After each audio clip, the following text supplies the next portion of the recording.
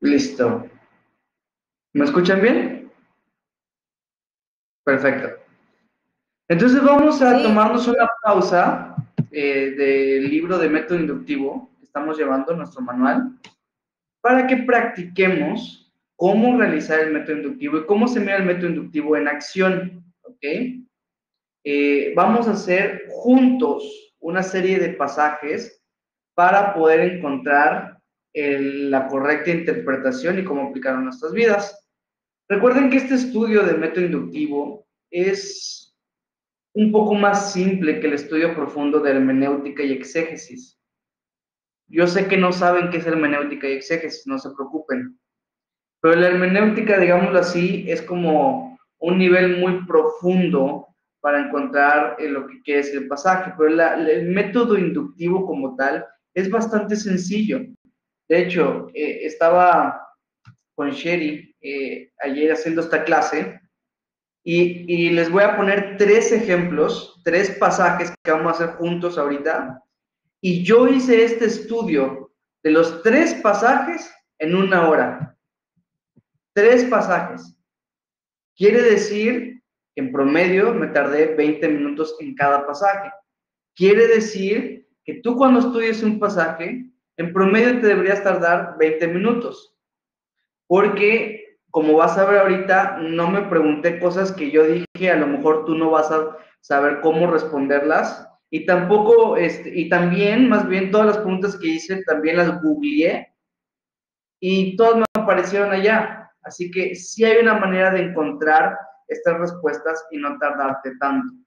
Ahora, pues vamos a ir juntos a través de este pasaje y les voy a pedir a la mayoría, si no es que a todos, que estemos participando, que hagamos esto juntos de verdad, porque si no, no va a ser otra clase y me vas a seguir entregando tu tarea con algo que no está correcto. Y más allá de que si la tarea está correcta o no, pues es la palabra de Dios que tú tienes que interpretarla correctamente. Madre, ¿será que puedas silenciar tu micrófono, por favor? Muchas gracias. Eh, Más allá de que si tu tarea está correcta o no, lo importante es que estás estudiando la palabra de Dios y que tienes que encontrar y tienes que estudiarla correctamente. Acuérdense de 2 Timoteo 2:15. Procura con diligencia. ¿Qué dice? ¿Alguien se lo sabe? presentarte a Dios aprobado como obrero que no tiene de qué avergonzarse, que usa bien la palabra de verdad. Y que usa bien la palabra de verdad. O sea, es necesario, mis amados hermanos, que usemos bien la Biblia, que la estudiemos bien. Para poderla usar bien hay que estudiarla bien. Así que eso es lo que vamos a hacer el día de hoy.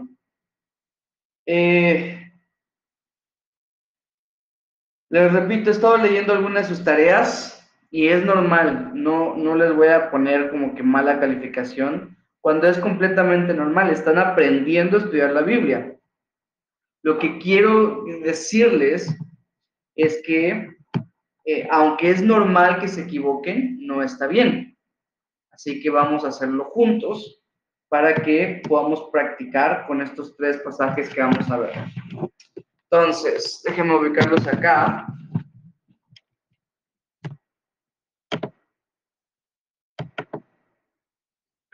Aquí estamos. En esta ocasión va a ser un poquito menos calidad porque estamos en la computadora y no en el celular, pero se entiende. ¿Verdad que sí? Acuérdense de que tienen que hacerle clic a mi cuadrito para que se haga grande y le vuelven a hacer clic para poderle fijar en el pin que debe aparecer aquí, ¿no? Aquí, ahí está, aquí, justo aquí. Ahí le dan y se fija, ¿ok? La pantalla. Entonces, eso es lo que vamos a estar viendo el día de hoy. Como pueden ver, está tres pasajes que vamos a ir juntos a estudiarlos ahorita mismo. Y si lo pude hacer yo solo, cada uno de estos en 20 minutos, espero que contigo lo pueda hacer hasta más rápido. ¿Va? Entonces vamos a nuestro primer pasaje, que elegí uno que ustedes ya estudiaron en la clase, que es Hechos 6, del 1 al 7. Por favor, acompáñenme en sus Biblias y busquen Hechos 6, del 1 al 7. Vamos a leerlo juntos. Vamos a ver, por puntos de participación. ¿Quién está por acá? Juan Carlos, por favor. Juan Carlos, Hola. por favor, lee Hechos 6, del 1 al 7. Ok. Vale. En aquellos días, como crecieron el número de los discípulos, hubo murmuración de los griegos contra los hebreos, de que las viudas de aquellos eran desatendidas en la distribución diaria. Entonces los 12 convocaron a la multitud de los discípulos y dijeron: no es justo que nosotros dejemos la palabra de Dios para servir a las mesas. Buscad, pues, hermanos, de entre vosotros a 7 varones de buen testimonio, llenos del Espíritu Santo y de sabiduría, a quienes encarguemos de este trabajo. Y nosotros persistiremos en la oración y en el ministerio de la palabra. Agradó la propuesta a toda la multitud, que eligieron a Esteban, varón lleno de fe y del Espíritu Santo, a Felipe, a Prócoro, a Nicanor, a Timón, a Parmenas y a Nicolás, prosélito de Antioquía, a los cuales presentaron ante los apóstoles, quienes orando les impusieron las manos. Y crecía la palabra del Señor, y el número de los discípulos se multiplicaba grandemente en Jerusalén. También muchos de los sacerdotes obedecían a la fe.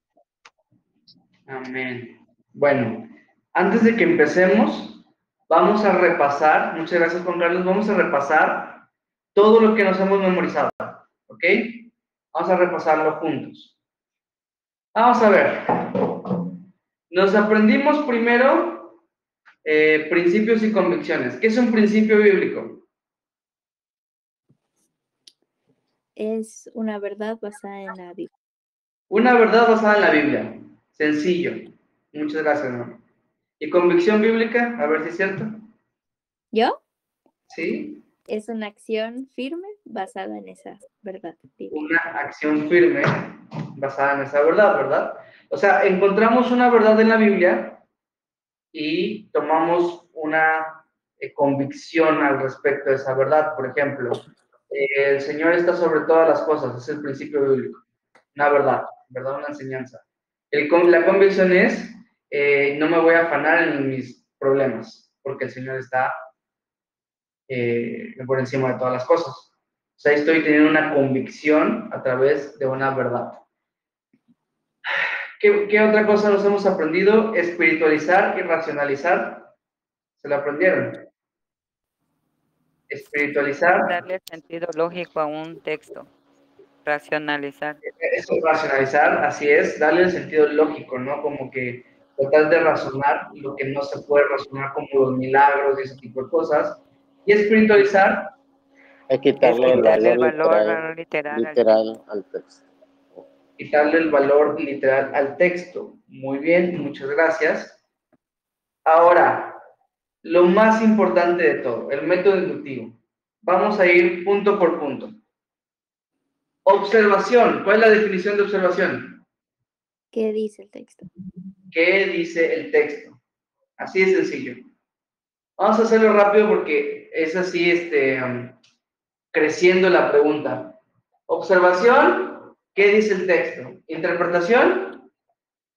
¿Qué quiere decir? ¿Qué quiere decir el texto? ¿No? Y aplicación. ¿Qué me quiere ¿Qué decir? me quiere decir el texto? ¿Qué quiere decir el texto? No, perdón. ¿Qué dice el texto? ¿Qué quiere decir el texto? ¿Qué me quiere decir el texto?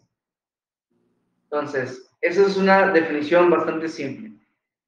Entonces, Juan Carlos nos leyó este pasaje de Hechos, capítulo 6, versículos 1 al 7.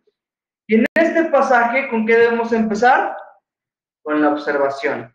Entonces, la observación tiene 5 pasos, del inciso A al inciso E. Estos 5 pasos son literalmente a seguir. Entonces, el primer paso es... Lee cuántos. Lee el texto. La cantidad la determinas tú. Lee el texto cuantas veces puedas, quieras, hasta que se te facilite. Entonces, ahorita ya leímos el texto, normalmente deberías leerlo unas 2 o 3 veces. Ya sabes, si necesitas más, porque en eso estabas leyendo y estabas pensando en quién sabe qué cosa, la lees otra vez y así, hasta que se te haga familiar. Segundo punto, hay que determinar qué. Determina el tipo de texto, la forma literaria. Entonces, madre, ¿qué tipo de texto es Hechos 6 del 1 al 7? Narrativo. Narrativo, exactamente. Este es narrativo. Ya lo leímos, ya determinamos qué tipo de texto es. Ahora, ¿cuál es el siguiente paso? Escribe lo que más resalta para ti. Sí, resaltar, escribir, lo que más resalta para nosotros, ¿verdad? Eso es lo que hay que hacer. Entonces tú vas leyendo y vas anotando las cosas que van resaltando para ti. Este paso me lo voy a omitir para que eso sea como lo que tú hagas. Pero a partir del inciso D y el E, es lo que vamos a hacer ahora. El inciso D son las preguntas del reportero. El inciso E es buscar el contexto. Así que mientras me voy haciendo las preguntas y las voy respondiendo, ahí está más o menos el contexto. ¿Ok? Entonces vamos verso por verso. Versículo 1 dice lo siguiente. En aquellos días, como creciera el número de discípulos, hubo murmuración de los griegos contra los hebreos, de que las viudas de ellos eran desatendidas en la distribución diaria. Vamos a ir haciendo unas preguntas. Primero dice, mientras, como crecía el número de los discípulos, y yo me pregunté cuántos eran. A lo mejor esto está un poco más complicado de responderla. Tendrías que leer los capítulos anteriores de Hechos. Eran más de 8,000 personas, y porque en Hechos 2:41 dice que se convirtió en 3,000, en Hechos 4:4 dice que 5,000. O sea, no era un alboroto pequeño, pues no eran como si fuera nuestra iglesia, que somos relativamente poquitos, bueno, comparado con 8,000, somos bien poquitos, sino que era una cosa enorme, ¿no? Pero bueno, vamos a empezar con las preguntas que eran muy fáciles de responder entre nosotros. ¿Cuál fue el problema? Esa es otra pregunta que me hice. Pues que las viudas griegas eran desatendidas.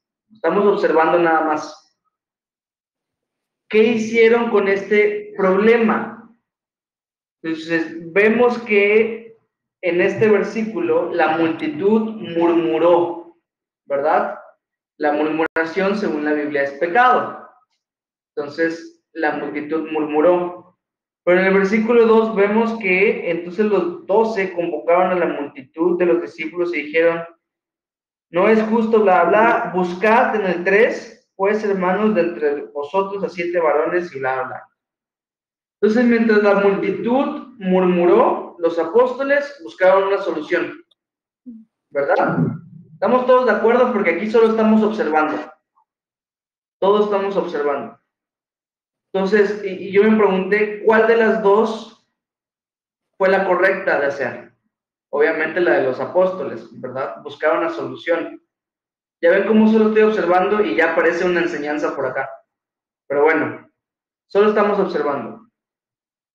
¿Cuál era el trabajo de los apóstoles? En el versículo 4 dice, y nosotros persistiremos en la oración y en el ministerio de la palabra. Así que, oración y palabra. ¿Cuál fue la solución ante este problema? Pues, ¿qué hicieron los apóstoles? Delegaron a 7 varones, ¿verdad? Delegaron el trabajo. Para que no lo tengan que hacer ellos, lo delegaron a otros 7 para que lo hagan. Vamos bien. ¿Qué requisitos debían tener estos hombres? Ahí dice, buen testimonio, llenos del Espíritu Santo, llenos de sabiduría. ¿Cómo 7 hombres iban a encargarse de 8,000 personas? Esa está buena para razonar y observar. Bueno, como no es, les digo que en hermenéutica hubiésemos ido a las palabras originales y metidos en rollos de contexto y cosas así, más profundos, pero a lo mejor aquí podamos usar nuestro razonamiento. ¿Cómo ellos se iban a encargar de 8,000 personas? A lo mejor no es que ellos literalmente iban a servir a las mesas, sino que ellos iban a estar a cargo, ¿verdad?, de la supervisión de los demás. Ahí ya cobra sentido, ¿no creen? Cobra sentido de que solo 7 varones les iban a encargar la distribución de todos los cientos de viudas que seguramente eran las griegas, ¿no? Otra pregunta. ¿A quiénes eligieron? Y ahí entonces ya ponemos los 7 nombres, ¿verdad? Esteban, Felipe, Prócoro, Nicanor, Timón, Parmenes, Nicolás, ¿no? Los 7. Ahora, acuérdense que una de las reglas de interpretación es que la Biblia interpreta la Biblia, y aquí podríamos aplicarlo de esta manera. ¿Hay alguna otra mención de estos 7 hombres en otra parte de la Biblia? Y buscarlo allá. Si tú lees el resto del capítulo 6, el capítulo 7 y el capítulo 8, te vas a dar cuenta que ahí mencionan a Esteban y a Felipe. Entonces, ahí sería interesante que lo leas para saber quiénes eran estas personas. ¿Qué hicieron los apóstoles con ellos? Dice que orando les impusieron las manos. Orando les impusieron las manos.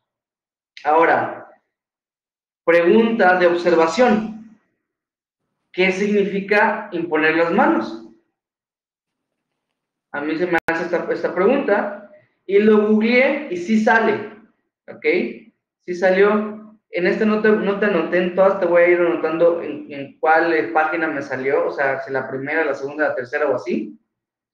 Pero aquí me aparecieron por lo menos 3 cosas que se imponen las manos, que era para bendición, para bendecir, para ordenar a alguien, como a un rey, como un sacerdote, para salud, para orar por los enfermos, y para que sean llenos del Espíritu Santo.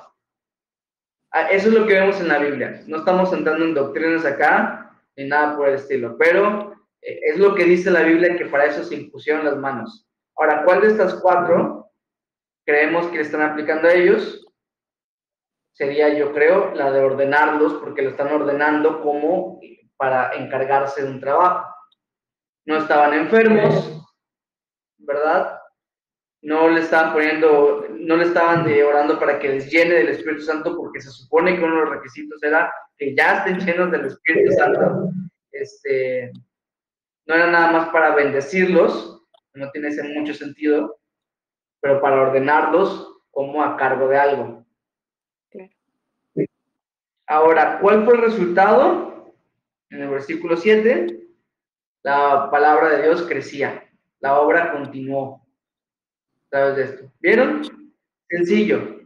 Lo hicimos súper rápido, súper sencillo. Hasta aquí fue mi observación de ir versículo por versículo por versículo, para observar. Ya tengo toda esta información que observé. Ahora, ya hicimos observación verso a verso de los incisos D y E. ¿Por qué de los D y E? Porque hice las preguntas y fui encontrando las respuestas, que de hecho, si se acuerdan, en aquella clase, Sherry nos hizo razonar en que el inciso D hace las preguntas y en el E responde las preguntas, pues así como funciona, así sencillo. Ahora, interpretación. ¿Qué quiere decir el texto? Algo me quiere decir Dios con esta historia a mí. Entonces, ¿qué voy a hacer? Aquí tengo mis 3 técnicas, con mis 5 reglas que ya no hemos repasado, ¿verdad? Vamos a repasarlas, rapidísimo. 5 reglas. Entonces, tenemos que la primera. Existe solo una sola interpretación. Una sola interpretación de la Biblia. No es cada quien interpreta como quiere, no. Una sola interpretación de la Biblia. Número 2. Interpreta literalmente las escrituras. Literalmente, no le estoy diciendo Luther a nadie, literal era la L del El número 3. La Biblia interpreta la Biblia. La Biblia interpreta la Biblia. Número 4. Donde la Biblia El calla, Antiguo nosotros callamos. No, No, no. el Nuevo El número Testamento 4. tiene Testamento primicia tiene- sobre el Antiguo Testamento. El Nuevo Testamento tiene la primicia sobre el Antiguo Testamento. Quiere decir que el Nuevo Testamento está por encima. Todo tiene que pasar por ese filtro. Y la última, ahora sí, madre, Donde la Biblia calla, nosotros callamos. donde la Biblia calla, nosotros callamos, exactamente. Bajo esas 5 reglas vamos a hacer nuestras técnicas. Vamos a comenzar con la serie completa. ¿Acuerdan de qué trataba la serie completa? Era ir versículo por versículo y sacando todas las enseñanzas posibles y al final ponerle una especie de título o enseñanza principal que encapsule todas las anteriores. No, te estoy tomando la clase con Javier. Que medio complicado la explicación, ¿verdad? Pero yo creo que como ya lo leyeron y como lo vimos la clase pasada, ahorita ya debería ser mucho más fácil y sencillo. Entonces vamos a ver todas las enseñanzas que podamos sacar de Hechos capítulo 6. Primero con la serie completa. Entonces en el versículo 1, por ejemplo, una enseñanza, la murmuración es pecado, ¿no? Otra enseñanza, que hay ataques internos en la iglesia, ¿no? También los ataques vienen dentro de la iglesia, no solamente afuera. Me hizo otra enseñanza. Versículo 2, sería un poco complicado si lo están anotando todas las enseñanzas, o sea, inténtenlo, pero pues yo voy a ir dándole porque si no nos vamos a atrasar y no me voy a parar como dictado, ¿ok? Pero pues inténtenlo si quieren. Versículo 2. Yo veo, por ejemplo, en el versículo 2, que dijeron los apóstoles, no es justo que nosotros dejemos la palabra de Dios. Yo veo que hay diferentes funciones en la iglesia, ¿no? Que una función iban a tener los apóstoles y otra estos 7. En este caso, lo que hemos visto es la oración, la palabra y la distribución, la administración de los bienes, son parte de las diferentes funciones que hay dentro de una iglesia. En el versículo 3, pues vemos 3 requisitos que te hacen destacar entre los demás hermanos. Imagínate, entre 8,000 personas, seleccionaron a 7, porque eran los que más destacaban. ¿Cuáles eran esos 3 requisitos que te hacen destacar? Pues buen testimonio, llenos del Espíritu Santo y llenos de sabiduría. Ahí yo te aconsejaría, por ejemplo, que indagues en cada uno, o sea, ¿qué es un buen testimonio? ¿Qué es estar lleno del Espíritu Santo? ¿Y qué es estar lleno de sabiduría? Otra enseñanza que yo veo en el versículo 3 es que esto es visible a los demás. O sea, no puedo decir, es que yo soy bien espiritual y que nadie me crea. ¿Verdad? Tiene que ser, es visible a los demás también. En el versículo 4, que le dice, y nosotros persistiremos en la oración y en el misterio de la palabra, yo puse una enseñanza, no descuidar nuestra función en el cuerpo. ¿Va? Por querer funcionar de otra manera, no descuido mi función principal. Versículo 5, yo puse, pues hay que averiguar, en la Biblia, interpreta la Biblia, qué dice la Biblia acerca de estos personajes, ya se los platiqué. Versículo 6, nada, para mí, y ¿saben qué? Está bien. Está bien si algún versículo, no tuerzas la escritura para que diga algo. Si no encuentras nada, pasa al siguiente versículo, ¿ok? El versículo 7, yo puse una enseñanza que me resultó para mí. Cuando el cuerpo funciona bien, crece. ¿Ya vieron? Y ya el cuerpo estaba funcionando bien, entonces empezó a crecer. Pucha, que ahí saqué un montón de enseñanzas.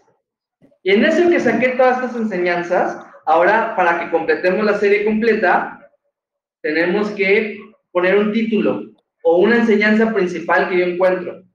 Y aquí es jugar con tu creatividad y preguntarle al Señor también. Yo le puse, por ejemplo, una iglesia sana también recibe problemas. Porque esta era una iglesia sana y también estaba recibiendo problemas. Otro que podría ser, ¿qué hacer cuando hay un problema en la iglesia? Ese le puse también. Otro título que le puse, ¿cómo debe funcionar? No, ¿cómo debe solucionar los problemas una iglesia sana? ¿Ya vieron? Aquí hay un montón de cosas que nos podemos enfocar. Entonces, en Hechos capítulo 6, este pasaje que estamos viendo, Hechos 6 del 1 al 7, para interpretación nos sirvió la serie completa. Ahora, ¿nos puede servir lo más importante? Pues aquí estaría un poco más complicado porque ¿qué sería lo más importante del pasaje? La murmuración que designaron estos 7. Probablemente lo que a mí me resulta que es muy impactante e importante son los requisitos de estos 7, que eran estos 3, pero no es una historia que tenga un auge, sino que solo es una historia que está contada, así que yo siento que lo más importante no aplica acá, porque no hay un detalle, un detonante, como vamos a ver en las demás historias. Ahora, ¿qué significa? ¿Hay un elemento que destaque? No.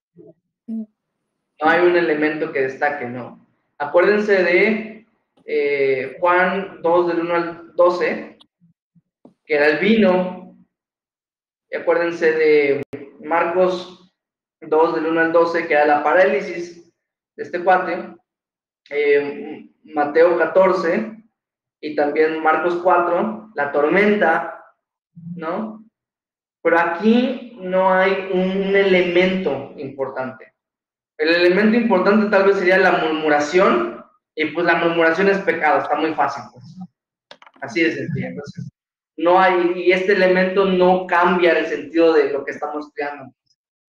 Yo creo que tampoco aplicaría en este, ¿qué significa?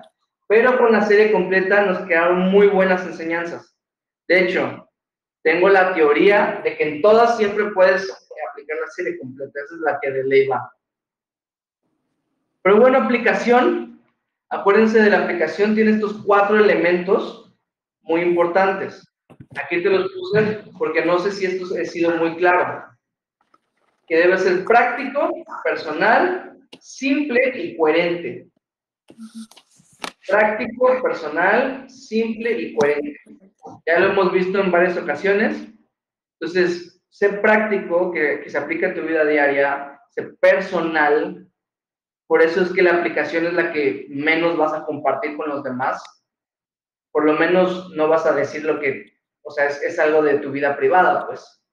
¿Qué otra? Simple, no te vayas a rollos muy complicados, o sea, cosa que sea simple y coherente con lo que he estado estudiando. Por ejemplo, obviamente la aplicación siempre va a depender de tu situación en la que estés viviendo en este momento. Yo te recomiendo incluso que te hagas la pregunta de ¿qué estoy viviendo esta semana? ¿Qué está pasando en estos últimos días? ¿Qué es lo que está en mi mente? Porque por allá el Señor está proveyendo este pasaje para hablarte en esa situación. Claro. Pero bueno, un ejemplo. Yo te puedo poner 3 ejemplos acá de cómo puedo aplicar este pasaje en mi vida. Número 1, ¿estoy sirviendo en la iglesia? Puede ser una manera de aplicarlo. Estamos hablando de la iglesia y que debe funcionar. Número 2, ¿cómo está mi testimonio? Porque acuérdense que esos 3 requisitos de estos varones, entonces me puedo hacer la pregunta de cómo está mi testimonio. ¿Estoy dando buen testimonio con los hermanos? ¿Estoy participando en chismes y murmuraciones? ¿O yo soy el chismoso? ¿Verdad? De repente este pasaje me puede estar hablando en contra del chisme. Y así, pero cada quien lo va a aplicar de maneras diferentes, depende. Pero vieron, ya acabamos el primer pasaje. Hasir, Dime. es como cuando estábamos hablando allá en Chulja, cuando te acercaste, más o menos así me pareció este pasaje. Claro. Que Es el mismo me pasaje, de estuviste hecho. primero hablando, ajá, como que vistes en mí la enseñanza que estoy haciendo, o sea, lo que estoy aprendiendo de la iglesia, de la palabra de Dios, y que estoy cada día mejorando, cada día un poco más. Entonces así se me hizo este pasaje. Claro, ¿Estoy sí, correcto? así es, digamos que en ese momento yo lo apliqué a tu vida. Hay una cosa que es un poco diferente cuando uno enseña que cuando uno estudia. Eso hay que dejarlo muy en claro, ¿Ok? Vamos a ver en el penúltimo capítulo de este libro que les estoy compartiendo, una pequeña lección de cómo enseñar los pasajes que vamos estudiando. Ahí la aplicación va a ser un poco diferente, porque ya no va a ser una aplicación tan personal, sino simple y sencillamente cómo aplicas un pasaje. Pero eso es diferente. De hecho, nunca debes estudiar un pasaje para compartirlo. ¿Me entienden? Siempre debes estudiar un pasaje para ti.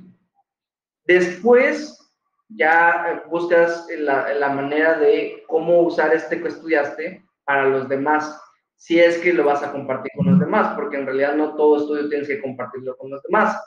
Algunas cosas el Señor te quiere mostrar a ti y pues confórmate con eso, porque qué increíble cosa, ¿no?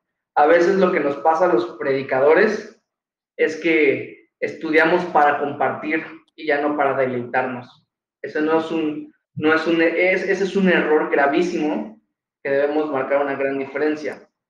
Ahora, pero se dieron cuenta de lo simple que fue con el método inductivo estudiar este pasaje. Yo Nos tengo llevó una literalmente como 25 minutos. Dime. Cuando tenemos que ir verso por verso, o sea, versículo por versículo. En la serie completa, sí. De hecho, sí. Yo te voy a decir que sí, fíjate. Porque incluso aquí en la observación, vemos que lo estamos haciendo verso por verso para sacar todas las preguntas. Fuimos versículo por versículo para sacar todas las preguntas. En la serie completa fuimos versículo por versículo para sacar todas las enseñanzas. Y pues de allá, alguna enseñanza de las que estás estudiando te debió haber hablado, porque la palabra de Dios es viva y eficaz. Entonces, alguna te debió haber hablado, entonces ya la pones en aplicación para ti personalmente. Entonces, sí, hay que ir verso por verso. Pero recuerda lo que dice en el versículo 6. En el versículo 6 no me apareció nada a mí como enseñanza. A lo mejor a ti se te ocurre una enseñanza. Pero acuérdate, no fuerces en la escritura para sacarle una enseñanza donde no hay. Acuérdate, de la Biblia calla, nosotros callamos. Tal vez no es la mejor manera de aplicar esa regla. O tal vez sí, fíjate, porque tratamos de buscarle hasta Jesús dijo sí. Ese sí simbolizaba su humildad, porque, no, hombre, ya saben, o sea, no hay que sobre espiritualizar las cosas, ¿no? Buscarle todo ese sentido y cuando, o sea, no hagamos eso. Simplemente hay una interpretación y ya se la dimos a este pasaje. ¿Cuál es la interpretación de este pasaje? Pues ya vimos un montón de cosas que pudimos sacar, extraer de este pasaje. Lo impresionante es que todos nosotros somos diferentes. El Señor nos ha dado diferentes capacidades, diferentes dones y diferentes talentos, pero nos ha dado el mismo Espíritu Santo a todos. Y dice la Escritura que Él es nuestro Maestro. Y dice la Escritura que gracias al Espíritu Santo tenemos la mente de Cristo también. Entonces tenemos ahora por Dios la capacidad, no nosotros. Dios nos ha dotado la capacidad de poder llegar a la misma interpretación, tal vez con diferentes aplicaciones. Eso sí, aplicaciones lo puedes aplicar como quieras, pero interpretación solo hay una. Vamos a avanzar al segundo pasaje, que es Números 23, 4 y 9. Por favor, búsquenlo. Números 23, Números está casi que el principio.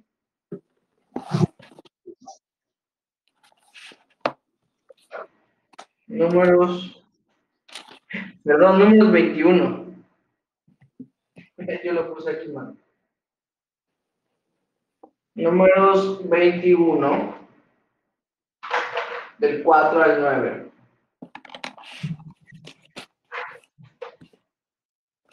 Vamos a borrar estos porque vamos a volver a empezar.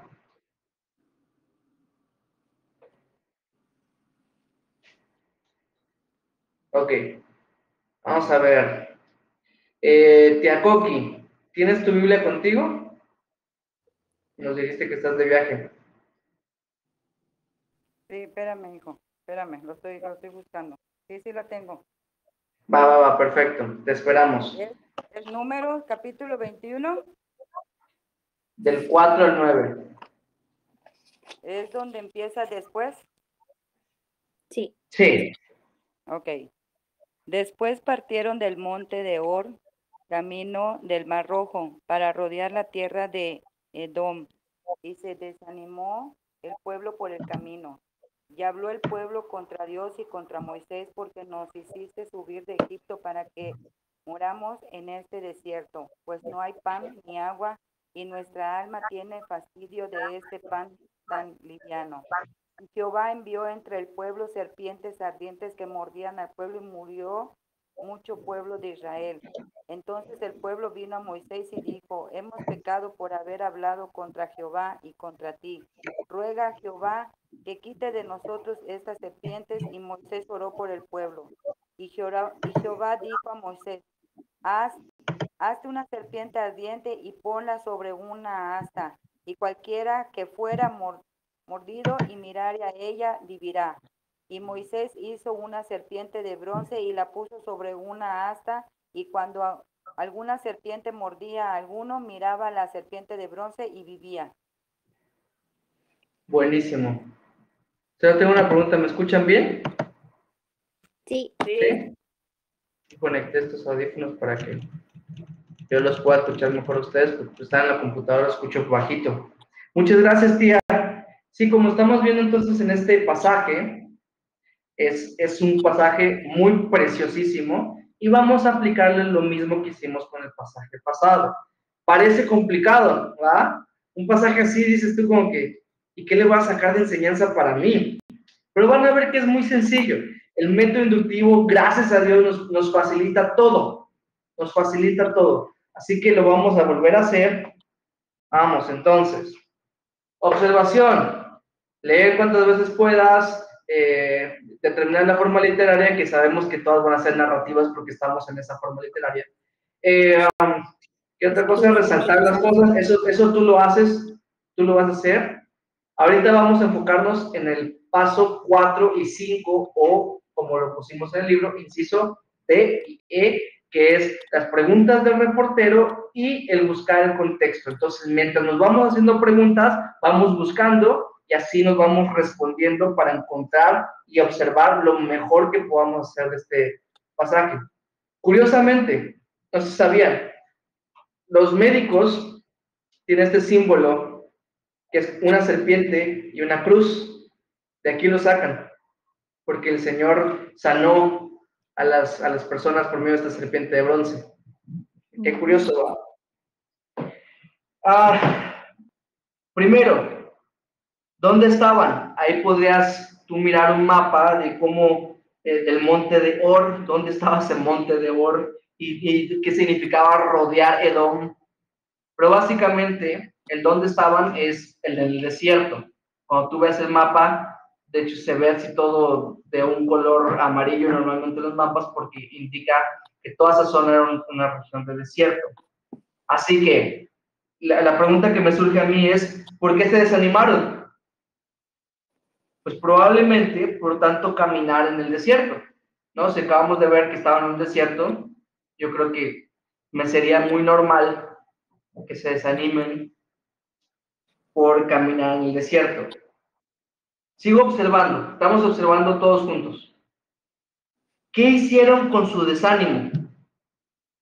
Que se desanimaron, pero ¿qué hicieron con su desánimo? Dice acá que hablaron contra Dios y contra Moisés. Eso es lo que hicieron con su desánimo, ¿no? Según lo que vemos acá. Y también más adelante, bueno, esto se llama queja también, ¿no? Murmuración o queja, porque estaban quejándose contra Dios y contra Moisés. Y de hecho, vemos acá también que rechazan el maná de Dios, el pan de Dios, que el Dios le había provisto este pan. Él dice, pues no hay pan ni agua y nuestra alma tiene fastidio de este pan tan liviano. Ese pan tan liviano que les había dado es el que llovía todos los días por parte de Dios, imagínense, ¿no? Como en lluvia de hamburguesas, ¿no? Y llovían los ingredientes. Literal, el Señor hacía que lloviera todos los días el maná para el pueblo. Padre, ¿será que puedas silenciar tu micrófono tantito? Gracias. Y así, ¿no? Ahorita se me ocurre algo que aconsejarles. Siempre que vayan a estudiar, estudien, digamos, agarran un libro, digamos que agarran números y estudian desde el capítulo 1 hasta el capítulo, no me acuerdo cuántos capítulos tienen números, 30 y algo, pero van capítulo por capítulo y versículo por versículo, porque ahí se dan cuenta de que el Señor les daba maná, de que estaban en un desierto y todo esto, ahí mismo está, ¿ok? En el mismo libro. Entonces, probablemente tengas que aplicar la Biblia, interpretar la Biblia y buscar más historias que se relacionen entre sí, pero siempre va a ser mejor que estudien un libro completo, que agarren Juan, que agarren Hechos, que agarren, no sé, un libro del Antiguo Testamento, Esther, primero y segundo de Reyes, Génesis, o sea, que agarren un libro completo y se lo pongan a estudiar. Es un consejo que les puedo dar para que su estudio sea mejor. Pues sí. Ahora, ¿qué hizo Dios con su murmuración? Con la murmuración del pueblo, envió serpientes ardientes, dice acá, serpientes ardientes, que de hecho eran serpientes venenosas. ¿Cómo sé que son venenosas? Pues les picaban y se morían. Es cosa de observación, o sea, ¿cómo? Pues claro que eran venenosas. ¿Cuál fue la reacción del pueblo ante sus castigos? Ante el castigo que recibieron de Dios, lo que hizo el pueblo fue correr a Moisés. Enseguida fueron a Moisés, ¿no? Lo vemos en el 7. Entonces el pueblo vino a Moisés. Aparentemente se arrepintieron. Como les dije, si ustedes leen todo el libro de Números, se van a dar cuenta que ese arrepentimiento estuvo muy chafa, porque pasaba ni siquiera un capítulo, la siguiente historia, pucha, que estaban otra vez quejándose, y la siguiente y otra vez, y otra vez. Pero bueno, ¿y Moisés qué hizo? Moisés oró, intercedió por el pueblo, corrió a Dios. Una cosa que yo observé acá es que el pueblo corrió a Moisés y Moisés corrió hacia Dios. ¿No? Que solo estamos observando. ¿Cuál fue la reacción de Dios ahora? Pues brindarles una solución, ¿no? Les brindó de hecho una solución que les iba a salvar. En un sentido podemos decir que les brindó una salvación. Mandó a Moisés a hacer una serpiente de bronce. Esa fue la solución. Ahora, ¿qué tenía que hacer la gente para salvarse? Mirar a la serpiente de bronce, ¿no? Hagan de cuenta que una de las cosas que les dije cuando buscaban el contexto es que te tenías que meter en el pasaje, ¿no? O sea, te tenías que meter en la historia. Entonces, imagínate que están caminando en el desierto junto con todos los demás y de repente salen un montón de serpientes a picar al pueblo. Imagínate el caos, el griterío, o sea, la cosa es que la leemos así de simple, pero imagínate la escena, que tanto ver Netflix iba de algo, ¿no? Imagínate el momento ahí, la gente, y resulta que te picó. ¿Y qué tenías que hacer? Enseguida buscar, ¿dónde está la serpiente? ¿Dónde está la serpiente? Enseguida buscarla, verla, y sabes, y ya creer que ya estaba, ¿no? Con eso. O sea, tú mirabas a alguien que le picaban y al ratito ya estaba muerto. Entonces, cuando te picaba a ti y tú mirabas allá, tú decías, bueno, ya miré, ¿no? Y creer de que, pues no me voy a morir. O imagínate, ¿no? Que estás ahí con, no sé, yo con mi esposa y que le piquen a mi esposa. ¡Joder, la gran puchica! Yo como que, ¡júrate, mira la serpiente!, ¿no? O sea, ahí, no sé, o con Carlitos, y ahí mis papás, ¿no? Con ahí mi tía con sus hijos también, o sea, imagínate la desesperación del momento.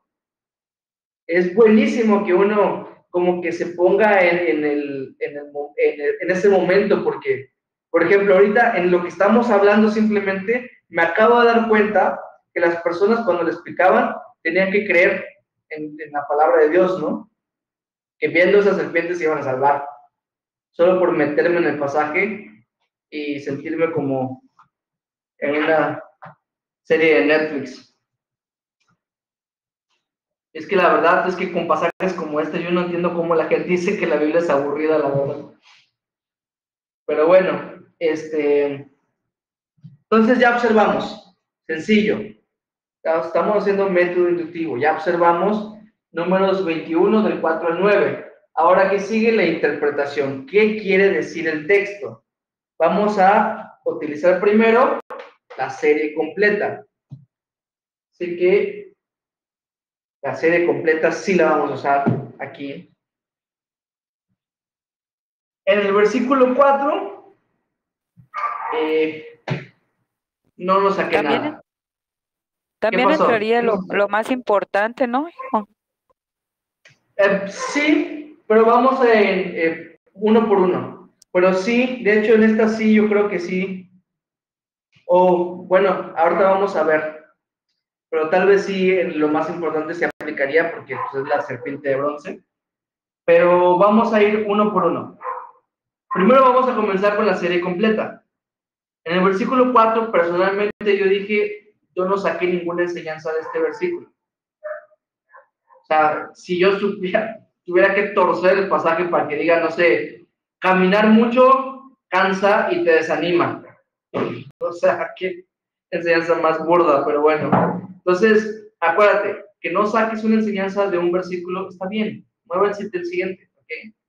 Este versículo, de hecho, ayuda a que los demás cobren sentido. Así que está bien que no saquemos nada de ese versículo. El versículo 5, yo saqué que el desánimo del pueblo lo llevó a la murmuración contra Dios y contra su gente. O sea, que el desánimo puede llevar a la murmuración contra Dios y contra su gente. Es una enseñanza que yo veo ya. Tener cuidado cuando yo me desanime, una enseñanza. La amargura los llevó incluso al rechazo de lo que Dios les había dado, ¿no? El desánimo, la amargura los llevó incluso a rechazar lo que el Señor les había dado. En el versículo 6, una enseñanza muy clara, Dios castiga el pecado. Bastante claro para mí. Dios castiga el pecado. Versículo 7, a veces dice, no, es que Dios es un Dios amoroso. Pues sí, pues no te va a castigar porque te odia, te va a castigar porque te ama. Así de sencillo. Pero bueno, me tengo que, cada vez que estoy con algo, estoy pensando mil cosas y quisiera decirles, pero me tengo que someter a solo hacer método inductivo para que vean que en realidad no necesitan mil informaciones para sacar esto mismo. Entonces, perdónenme. Versículo 7. Yo saqué enseñanza de enseguida peco, debo arrepentirme genuinamente. Porque una de las cosas que yo les dije que yo dudaba era del arrepentimiento del pueblo. Entonces yo debo arrepentirme genuinamente, no como este pueblo, ¿va? Otra enseñanza es que puse, no, debo arrepentirme no solamente por el castigo recibido, ¿verdad? Porque pareciera que solo se arrepintieron porque recibieron castigo. Ya así no está tan chido el arrepentimiento, porque ese no parece arrepentimiento.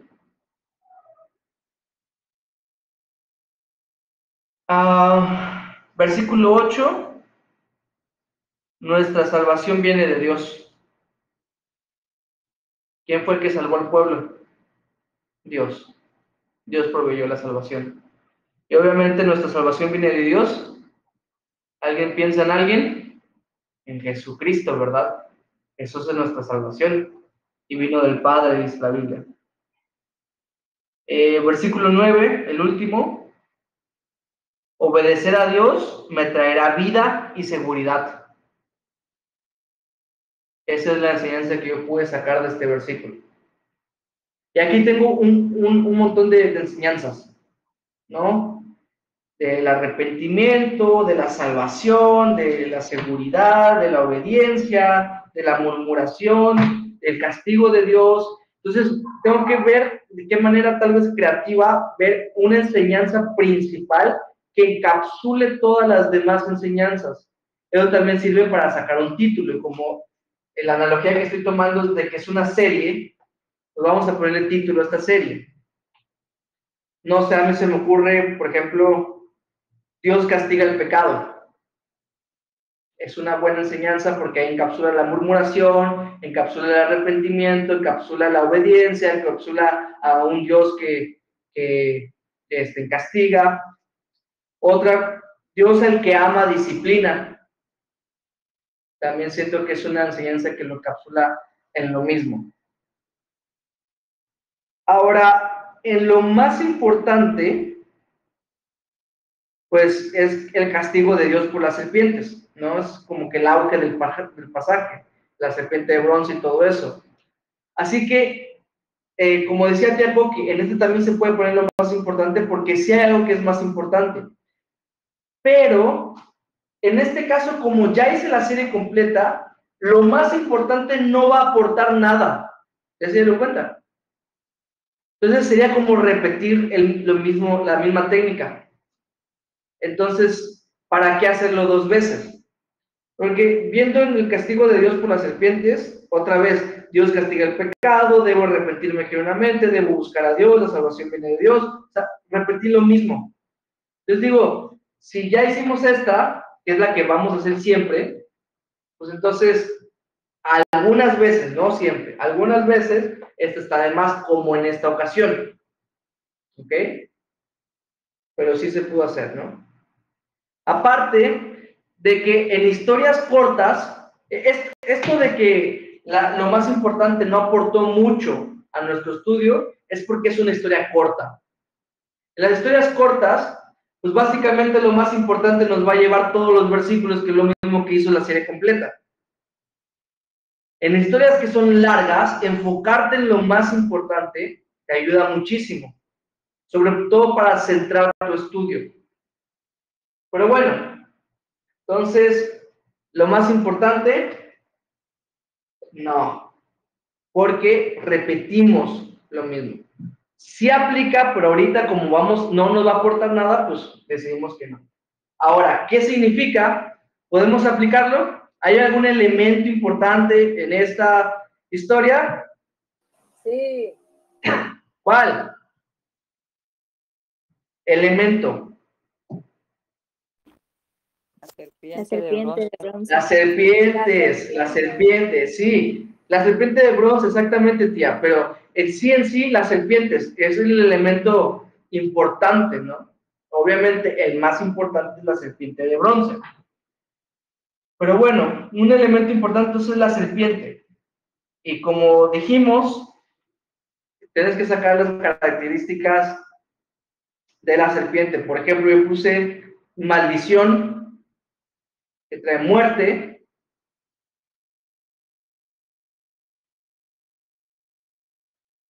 Que Dios proveyó una serpiente para salvación también, y que esta serpiente representaba también el castigo de Dios, etc.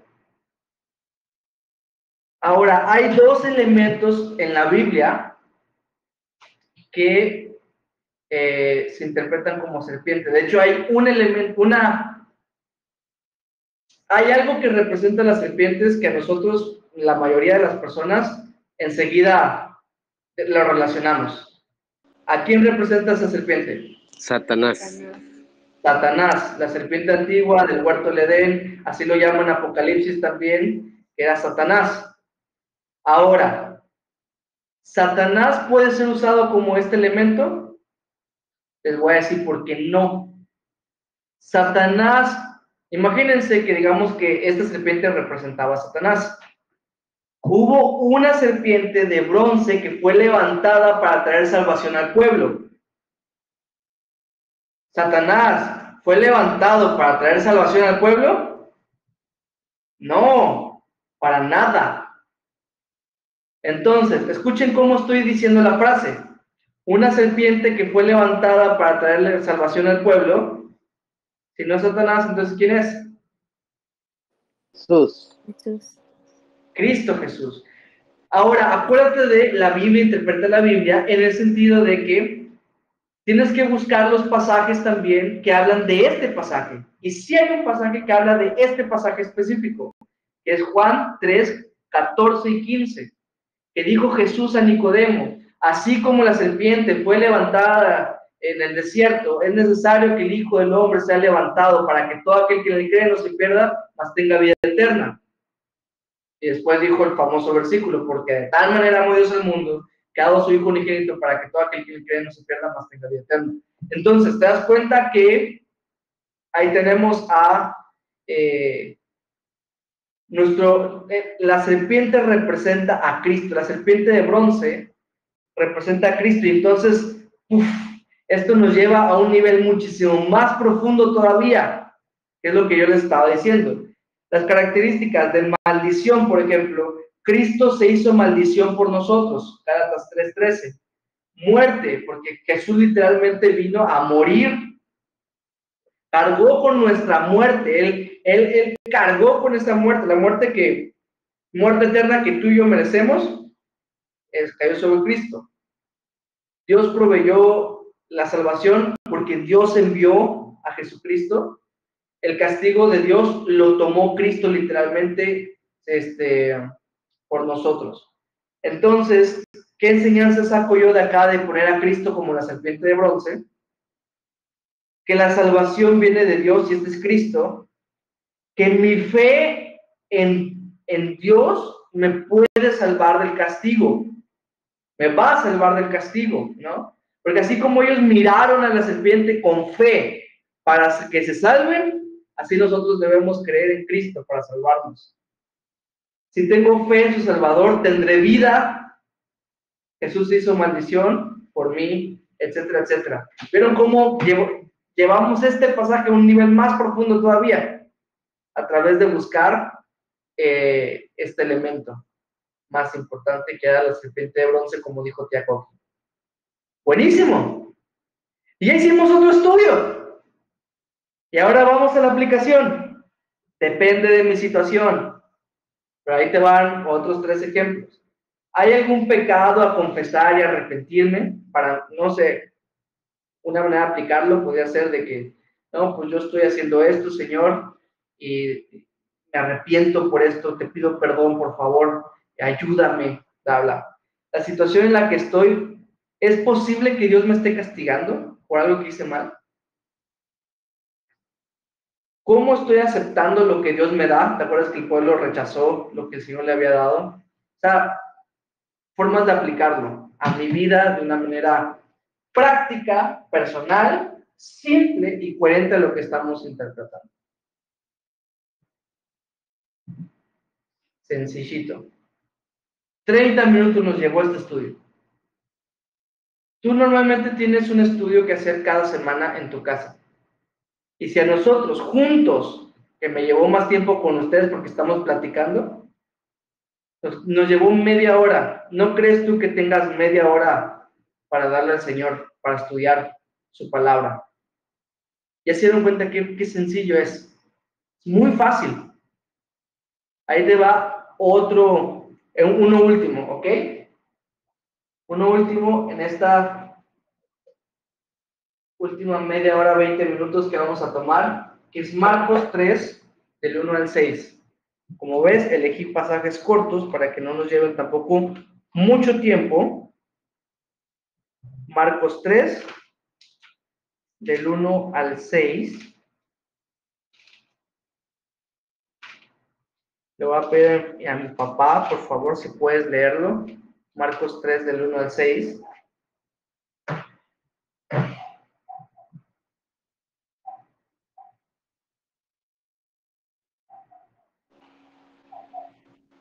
Otra vez entró Jesús en la sinagoga y había allí un hombre que tenía seca una mano.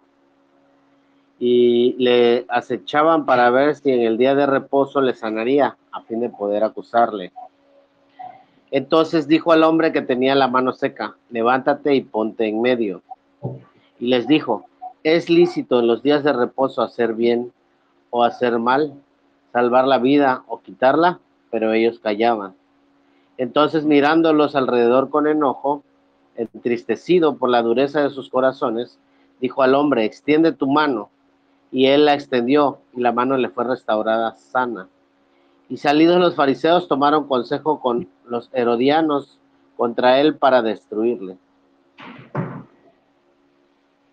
Amén, muchas gracias, Pa. Entonces, uno más, ¿ok? Yo sé que es un poco como tedioso, pero me es necesario para que veamos qué tan fácil es esto. De verdad, es muy sencillo y cuando lo llevas a un nivel simple, o sea, imagínense, ahorita sigo hablando porque yo me emociono. En este me tardé un poco más en la observación, si soy honesto, pero porque me surgieron más preguntas, o sea, yo me hice las preguntas como si fuera uno de ustedes, y me surgieron un poquito más de preguntas, entonces las estuve buscando en internet. Ahí te va entonces, vamos a comenzar, versículo por versículo. Estamos todos allá, ¿verdad? Marcos 3 del 1 al 6. ¿Dónde estaba Jesús? En la sinagoga. Entonces me sirvió la pregunta, ¿qué es una sinagoga? A lo mejor muchos de ustedes no saben qué es una sinagoga. Y lo googleé y fue el primer resultado que me apareció. Así que es muy sencillo ponerlo en Google, que es una sinagoga, y te aparece edificio destinado al culto judío. Era un edificio que los judíos se juntan los sábados, el Sabbat, para adorar a Dios. O sea, como las iglesias de hoy, digamos.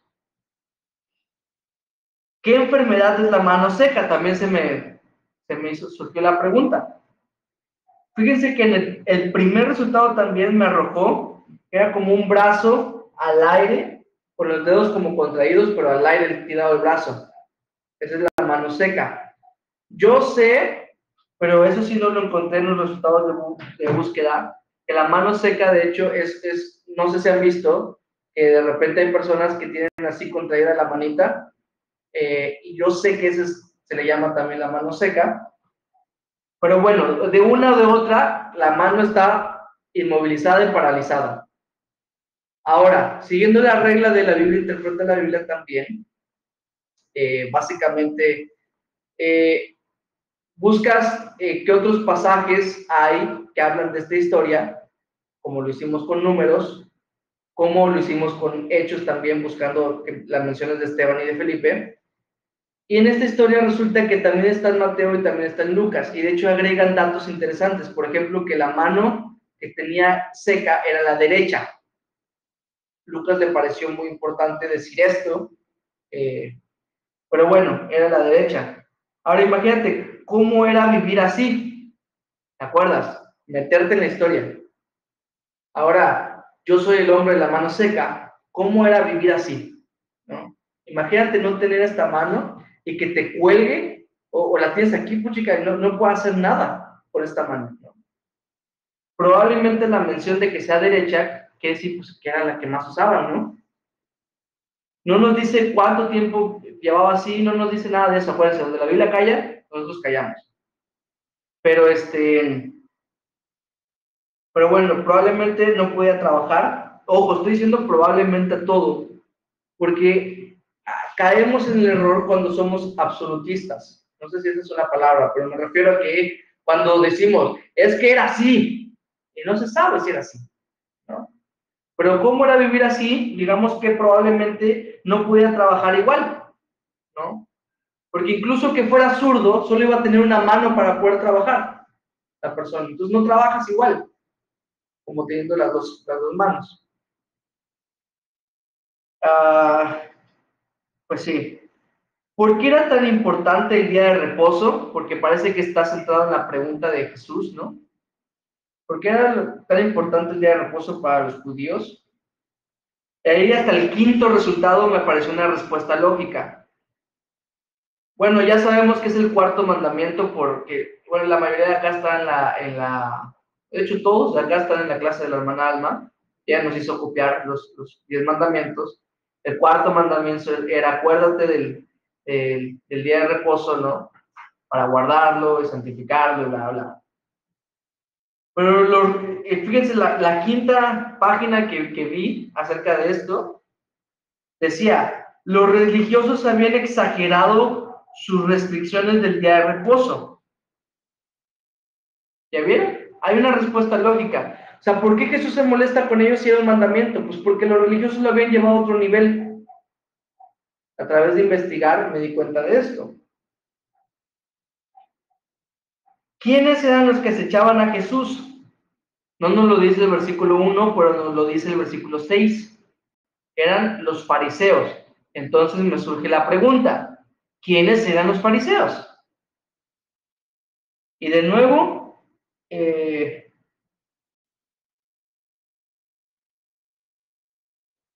me perdí en mis propios apuntes.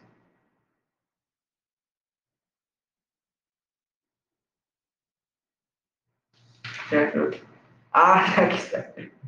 En la primera página que encontré decía, creían que ellos debían hacer a la gente cumplir la ley de Moisés a su criterio. Entonces ellos eran los que tenían que hacer que la gente cumpliera la ley, se supone. Ellos se creían que tenían esa labor. Pues se dan cuenta. ¿Qué hizo Jesús ante las asechanzas de los fariseos? Los confrontó y aún así inclusive sanó al hombre, no al hombre de la mano seca. ¿Qué le pidió al hombre que haga? Levantarse, ponerse en medio y extender la mano. Esta pregunta me gustó porque me ayudó muchísimo a entender. Imagínate que estemos en una reunión como la que hacemos, porque era muy parecida a la que hacían en las sinagogas, y de repente llega un hombre así, o tú eres ese hombre o mujer que llegas así con tu manita, que has tenido seca por quién sabe cuánto tiempo, y te dicen, ponte en medio. La presión, la vergüenza, y aún así este hombre obedece a Jesús, se pone en medio, y le dice, estira la mano. A lo mejor muchos de nosotros hubiéramos dicho, no, pues sánamela primero, pues no puedo estirarla. Pero este hombre no dijo nada, simplemente la estiró con fe, ¿no? A través de esta observación me pude dar cuenta que este hombre tuvo fe. Estira la mano, pues si no puedo, y la estiró, hubo fe ahí, ¿no? En su sanidad. ¿Qué implicaba esto? Pues fue literalmente él no podía estirar la mano. ¿Qué significaba la pregunta que hizo Jesús? La de, ¿es lícito en los días de reposo hacer bien o hacer mal, salvar la vida o quitarla? Pues por pura observación digo que sí podía sanar en el día de reposo, no importaban sus reglas religiosas, porque acabamos de ver que los fariseos tenían sus propias reglas religiosas, ¿no? ¿Por qué se enojó y se entristeció Jesús? Este versículo está buenísimo, pero dice, por la dureza de sus corazones, ¿no? Se enojó y se entristeció Jesús, porque le importaban más sus reglas que la salud de ese hombre. ¿Cuál fue la respuesta del hombre? Pues tuvo fe, la extendió aún sabiendo que no podía, ¿no? Y al final, ya vimos quiénes eran los fariseos. Ahora, ¿quiénes eran los herodianos? En la segunda página que busqué, un grupo judío que apoyaba a Herodes. Así de sencillo. Por eso se llamaban herodianos. Pero ya se dieron cuenta que siempre fue en la primera, en la segunda o en la tercera página que busqué que tenía la respuesta. Entonces, si yo pude, o sea, yo hice las preguntas así como tú te las podrías hacer y las googleé y me aparecieron las respuestas. Entonces, ¿cómo saber sí se puede. en qué página, Literalmente tienes que ir buscando. Tienes que ir buscando. O sea, yo te digo la tercera porque fue la tercera que entré. Haz de cuenta que yo pongo la pregunta. ¿Quiénes eran los herodianos en el tiempo de Jesús? Me meto en la primera página, me dice pura babosada. Entro a la segunda, nada. Entro a la tercera, aquí dice, grupo de judíos, ya sabes, porque a veces aparece, por ejemplo, que empiezan a hablar del pasaje, y tú no quieres del pasaje, tú quieres la pregunta que tú hiciste. Entonces, esa página no me sirve, te pasa a la siguiente. Si en la siguiente dice, herodianos, que hay otras definiciones que yo me sé, es que era un grupo religioso que apoyaba a Herodes, y otras dicen que era un grupo político, y otras dicen que ni eran ni uno del otro, sino que solo estaban a favor de Herodes. Pero cualquiera de las tres ya nos dio la idea de que este grupo estaba a favor de Herodes, ¿no? Por eso se llamaban los herodianos. Entonces, ¿cómo saber qué página? O sea, la cosa es entrar a una, entrar a otra, y así, para sacar. Pero lo importante es hacerte la pregunta. Hacer la pregunta y ponerla así en el buscador. Porque es muy fácil que tú busques observación, interpretación y aplicación de Marcos capítulo 3, versículos 1 al 6. Y ahí ya torciste todo. Y ahí ya no hay comunicación directa del Espíritu Santo contigo. Entonces, mejor solo hazte las preguntas y busca esas preguntas para que el Señor te pueda hablar a ti de manera personal. Pero bueno, ya terminamos con la observación, vamos con la interpretación. Y como siempre, vamos a empezar con la serie completa, que es la mejor de las técnicas, para ir verso por verso. Versículo 1, nada. Para mí no hubo nada. Y recuerda, está bien, no hay que forzar las cosas. En el versículo 2, una enseñanza es, si aún Jesús tenía este tipo de gente, a mí igual me puede pasar. ¿No? O una enseñanza que me gusta muchísimo de pasajes como este, es que si Jesús no puede agradar a todos, ¿qué me hace pensar que yo sí voy a poder agradarlos a todos? El versículo 3, por ejemplo, debo obedecer aún si me da pena. Debo obedecer a Jesús aún si me da pena. Porque te acuerdas que observamos que a lo mejor este hombre le dio vergüenza el ponerse en medio y aún así obedeció a Jesús. El versículo 4, pues tener cuidado con las reglas tradicionales, ¿no? Tener cuidado con...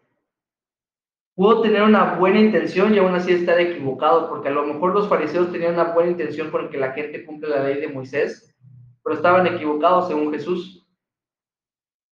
Pues aún con mis buenas intenciones puedo estar equivocado. No poner excusas piadosas para no ayudar a otros. Esa me gustó, esa enseñanza. Porque estos decían, es que el sábado no se puede sanar. Una excusa piadosa, ¿no? Para no ayudarlo. No, como nosotros podemos decir, es que sí te daría, pero es mi ofrenda a Dios. Ahí tienes una excusa piadosa, ¿no? O es que sí, no sé, no se me ocurre ahorita alguna, pero cuidado de no poner excusas piadosas para no ayudar a otros. No ser soberbios cuando estoy siendo confrontado por mi error. Porque vieron que Jesús los confrontó y ellos, y dice la Biblia literalmente, pero ellos callaban. ¡Qué orgullo!, ¿no? Simplemente se quedaban callados. Versículo 5. ¡Wow! Mi soberbia lastima el corazón de Dios. Uf, me duele. Mi soberbia lastima el corazón de Dios. También en el versículo 5 interpreté, saqué una enseñanza de obedecer aunque parezca una locura, porque le dijo extiende la mano, ¿no? Eso parece una locura. ¿Cómo voy a extender la mano si no puedo ni moverla? Y en el versículo 6, nada. Pero eso está bien. Entonces, digamos que un título para esta serie puede ser el corazón religioso versus el corazón sincero, haciendo un contraste entre el corazón de los fariseos y el corazón de este hombre. La fe genuina y loca ¿verdad? Porque este hombre tenía una fe genuina en Jesús y también algo crazy. Mi soberbia lastima el corazón de Dios, también puede estar hablando de eso. No poner, perdón, me desvié, olviden la que dije. La obediencia que a Dios le gusta viene de un corazón genuino. También creo que es una enseñanza general, aplicable a todas estas enseñanzas pequeñas. Vamos a lo más importante, que aquí yo creo que sería la confrontación de Jesús y el milagro que hizo. Pero como es una historia corta, pues no aporta más. Acuérdense que en historias cortas, tal vez esto de lo más importante no aplica tanto, pero lo más importante, pues también me habla de la religión en vez de una relación, una fe genuina versus una fe religiosa, no pone excusas piadosas, ni soberbia lastima el corazón de Dios, a través de la confrontación y el milagro del hombre de la mano seca.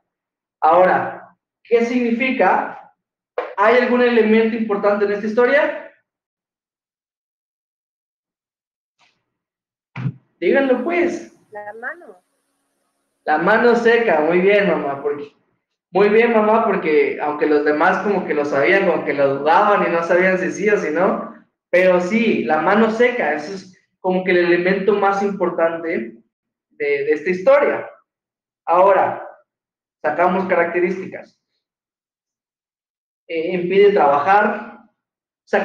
Acuérdate, no son características generales de una mano seca. No. No son características generales de este elemento, porque entonces en las serpientes hubiéramos dicho que pican, que se arrastran en el suelo. No. Son elementos, características del elemento en esta historia. Entonces, como tú y yo observamos que a lo mejor porque tenía la mano, le impedía trabajar, por eso puso una de sus características, impide trabajar. Por eso puse también vergüenza, porque dijimos que a lo mejor ponerse en medio, que todos los demás lo miren, iba a causarle vergüenza. Inutilidad, por lo mismo de que es una mano seca, no se puede mover mucho. Probablemente, pobreza, porque como si le impide trabajar, pues probablemente iba a ser pobre también este señor. Entonces, estamos de acuerdo que estas características vienen del pasaje, de lo que observamos e interpretamos. Ahí tienen que ser las características. Ahora, ¿qué puede representar esta mano seca? Obviamente yo ya te hice tu tarea, tú tienes que estar así matando con ¿qué puede significar la mano? Y estar pensándole y pensándole. Pero yo ya te hice la tarea. La mano seca representa a un corazón seco, un corazón sin Dios, a una vida, mi vida pasada sin Cristo, digámoslo así. ¿Por qué? Porque me impide trabajar en la obra de Cristo, me traerá vergüenza. Un muerto, pues no puede hacer nada, y la pobreza espiritual que tenemos. ¿Saben? Todo casa con las características que dimos. Entonces, a través de esta, ¿qué significa? Podemos llevarla a la enseñanza a un nivel más profundo. Jesús quiere revitalizarnos para su obra, quiere darnos vida a nuestro corazón seco para que trabajemos en su obra. Igual podemos ahí relacionarlo con aquel pasaje famoso de los huesos secos. Otra enseñanza que me surge de qué significa: Jesús es el agua viva para mi sequía espiritual. ¿Ya ven? Y así profundicé más en este pasaje. Y ya la aplicación para terminar. Pueden ser un montón de cosas. ¿Cómo está mi obediencia a Dios? ¿Es genuina o me baso en la de los demás? Creo que lo que me refería de la religiosa, ¿no? Que me baso en apariencias, porque como si esta persona se hubiera fijado en los demás, a lo mejor no se hubiera atrevido a pasar enfrente, pero como se fijó en Jesús. Cuando me corrigen, ¿soy soberbio? ¿no? Porque puede ser también una enseñanza, una aplicación a mi vida. ¿Ayudo a lo demás o me excuso como religioso o con la religión? No, es que yo ya ofrendo, yo ya asisto, yo ya leo. Puede ser como que excusas piadosas para no ayudar a los demás. Pero bueno, esto fue, y miren, en esta nos tardamos 20 minutos. 20 minutos en la que te dije que me había tardado más. Obviamente 20 minutos porque yo ya te había hecho la tarea, pero digamos que tú tardas el doble porque tenías que buscarlo por ti mismo. Son 40 minutos de una semana. Y no hablo una semana porque cada lunes es nuestra clase. Hablo una semana porque cada domingo deberías cada semana deberías estudiar la palabra de Dios para ti.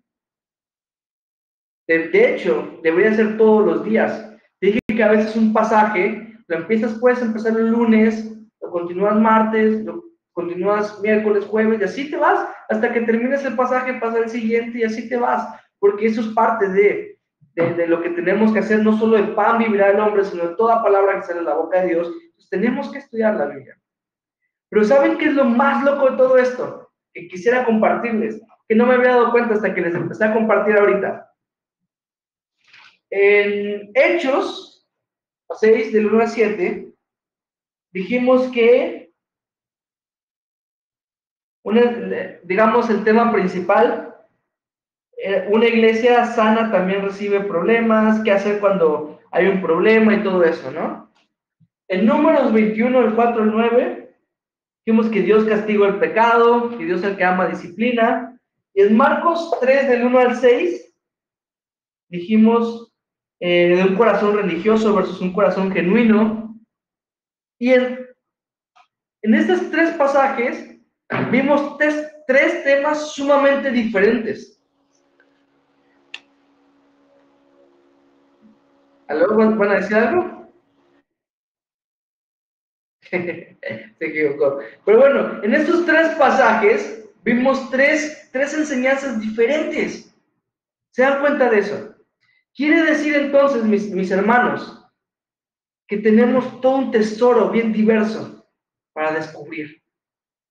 Bien diverso. Entonces, ese es el reto para nosotros.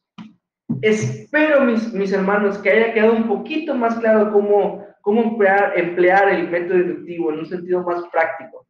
Porque siento que les he dado tanta teoría que por eso es que a lo mejor sus trabajos como que les falta, ¿no? Entonces, esto que hicimos hoy, repítanlo, replíquenlo todas las semanas con su tarea, pero también con su Biblia, porque es la manera que van a recibir el alimento para ustedes. ¿Ok? Y que también lo van a poder usar para los demás. Hasta aquí. ¿Hay alguna duda? ¿Alguna pregunta?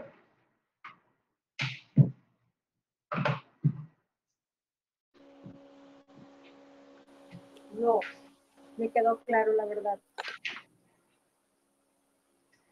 Yo les voy a animar a todos los que se conectaron y a los que todavía no, los que no se conectaron también, a que vean este video otra vez para que vayan viendo cómo se hace el método inductivo, para que lo vayan aprendiendo, ¿ok? Este video va a estar en YouTube probablemente mañana, entonces véanlo, hagan lo que yo hago a veces con las predicaciones o cosas así, yo lo pongo mientras estoy haciendo otra cosa, y así estoy como que alimentándome, de repente escucho una cosa y digo, y todo eso va aquí grabado en mi mente, que yo digo, a lo mejor no, pero de repente cuando estoy compartiendo se me acuerda y estoy, ya saben, o sea, sí sirve. Entonces, pónganlo ya, escúchenlo, repásenlo, porque así les va a ayudar muchísimo. Ahora, como ya hicieron tarea y para que no se queden sin hacer nada, perdónenme, no es que si yo sea mala onda, pero es que tienen que practicar, ¿ok? Tienen que practicar. Van a hacer la tarea extra en la página 67 y esa es la que me van a mandar, páginas 67 y 68, ¿ok? Y ya la próxima semana, si Dios quiere, vamos a ver poesía. Pero era importante que ustedes aprendieran esto porque a partir de la próxima semana se empieza a complicar un poquito más las cosas. Entonces, la historia, es una historia, pero preciosa, es la de la mujer adúltera, en Juan 8, del 1 al 11. Pero bueno, entonces, páginas 67 y 68 la dejamos de tarea. Vamos a terminar la transmisión. Si ya no tienen ninguna duda, nada que preguntar. Creo que haya quedado claro para todos. Y si no quedó claro, les pido que lo vuelvan a ver. Y si aún así no queda claro, pues pregúntenme con toda la confianza para que de verdad no pongan allá en tu estudio personal, ni siquiera en la tarea. En tu estudio personal, de repente todo habla de la fe. Y como les acabo de mostrar, esos 3 pasajes hablaron de 3 cosas muy diferentes, ¿no? Que obviamente todo va a tener relación con la fe, o todo va a tener relación con Dios, o todo va a tener relación con amar a Dios. Sí, pero el tema específico que el Señor te quiere mostrar, o que es la enseñanza principal detrás del texto, es uno. Ese es el que hay que encontrar.